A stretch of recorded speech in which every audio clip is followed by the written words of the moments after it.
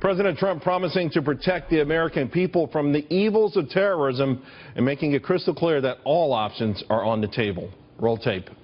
As president, I will do what is necessary to prevent this threat from spreading to our shores and work every single day to protect the safety and security of our country, our communities, and our people.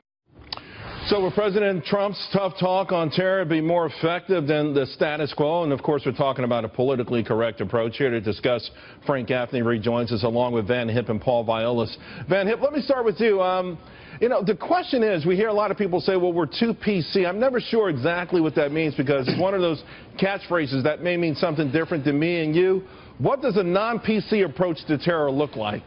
Well, to me, political correctness is literally killing us. And I would go back to 2008 when the FBI intercepted 18 emails from the guy who was the Fort Hood terrorist, Nadal Malik Hassan, and Anwar al-Awlaki, who headed al-Qaeda in Yemen and did nothing. That's political correctness.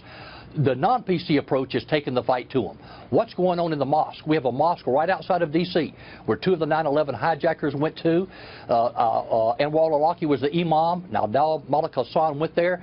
What if just one person had come forward charged with information? Think about the lives we could have saved. So I've called for a rewards program in the mosque. If you have intelligence leading to information to convict one of these people, to thwart a terrorist attack, those are the kinds of things we need to do. Think outside the box and go on the offense. Yeah, I mean, it would be great, Paul, if people just felt patriotic enough to say, hey, you know what, this guy in the mosque next to me is starting to get radicalized, and I want to do this for my newfound home, or maybe the home I was even born into that rescued me and my family. You know what, Charles, I'll tell you, that's a great question. It comes down to two things. One, it requires our politicians to be more concerned with doing their job than keeping their job. And two, it requires the American people to wake up and realize that, one, you don't have a direct constitutional right to privacy, so stop playing that card. Two, we need to get down to surveillance, good old-fashioned intelligence gathering surveillance, and we need to start incorporating some more technology with respect to artificial intelligence gathering, using the information we have right now and building upon that so that we can stay ahead of this game and start policing the internet and stop reacting to it. Frank, before I go to you, I want to share some of our audience. I tweeted to them to get a sense what they thought would be a non-PC way of fighting back terror. Jim in New Mexico says, find every ISIS camp in the Middle East and vaporize it. Poison the roots as they start, then start working on the weeds. Renee, she tweeted, maintaining sovereignty of our nation/borders, eliminating Sharia courts in Muslim communities. Assimilation is not a dirty word. Frank, what are your thoughts on those?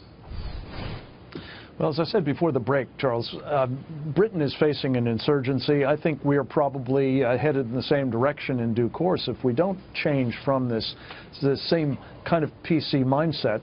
A counterinsurgency strategy, doctrinally, historically, is shown to be one based upon local authorities.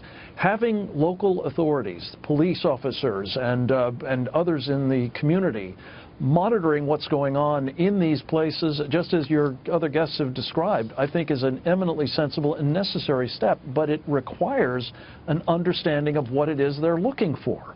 And again, this is where I think you've got to come back to this idea of Sharia supremacism. Right. If that's what you're looking for, it's relatively easy to find, and it's going to be easier to root out if we stop relying upon the Muslim Brotherhood, one of the most important Sharia supremacist organizations in the world, to tell us what we can know and say, and they're dominating that Muslim community. Was that the roots of Saudi Arabia and other Gulf nations actually putting a ban on Qatar that we'll see if anyone argues that's a Muslim ban or not, but that goes to your point with the Muslim Brotherhood and their role in terrorism. Guys, real quick, I want to share with you with Representative Clay Higgins, a Republican out of Louisiana, tweeted, for the sake of all that is good and righteous, kill them all. Van Hipp, you're a Republican strategist. You like that idea? No, we got to be smart. And first of all, where are they making the most headway right now on the recruitment efforts? It's on social media. Let's take the fight to them on social media. I have called for a long time for the establishment of a situational awareness hotline.